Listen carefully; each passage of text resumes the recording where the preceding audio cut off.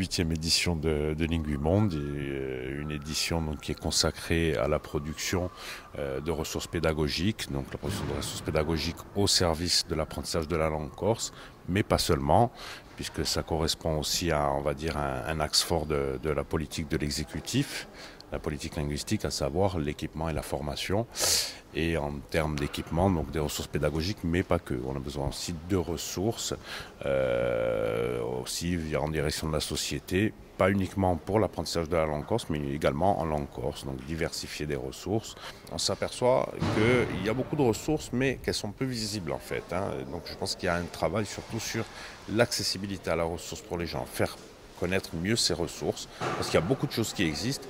Après, je pense que c'est aussi le ressort de la collectivité d'influer et de voir comment est-ce qu'on peut intervenir sur les pratiques, voilà, donc des pratiques, s'adapter aussi à de nouveaux modes de vie, à des nouveaux modes de consommation des ressources pédagogiques ou autres, par exemple les formations à distance, les formations en ligne, les MOOC, la ressource numérique, voilà, en continuant toujours, on va dire, en conservant, on va dire, les ressources comme on les connaît, les formes qu'on connaît actuellement, c'est-à-dire le papier, le PDF, tout un tas d'autres choses, ou les ressources audio, mais voilà, en diversifiant au maximum pour arriver à répondre à un maximum de situations et puis à répondre à de nouvelles problématiques qui sont liées, voilà, comme je vous le disais, à de nouveaux modes d'utilisation, de consommation, des nouveaux modes de vie. Qu'est-ce qui ressort de vos échanges avec vos homologues occitans et bretons? Voilà. Ce qui ressort, c'est que il y a quand même, on va dire, des initiatives qui sont un peu similaires, on va dire, comme les chartes, tout un tas de choses qu'on retrouve, on va dire, dans les régions.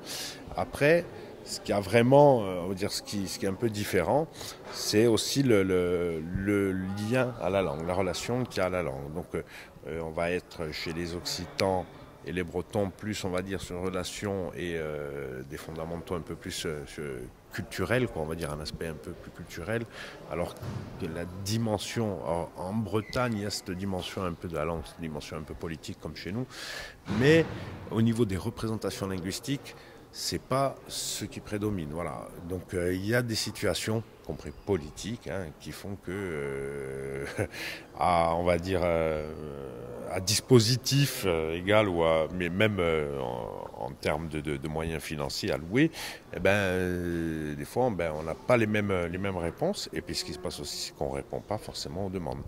Ce qu'il apparaît aussi, c'est que on a des exemples quand même, en particulier sur la formation, où on voit bien que pour arriver à une formation vraiment digne de ce nom, et arriver vraiment à former les gens à parler la langue, voilà, on parlait avec nos homologues bretons, avec un organisme de formation Stondi qui nous dit qu'il propose des formations dans lesquelles vous avez 35 heures d'apprentissage de la langue bretonne par semaine. Voilà. C'est quand même les deux.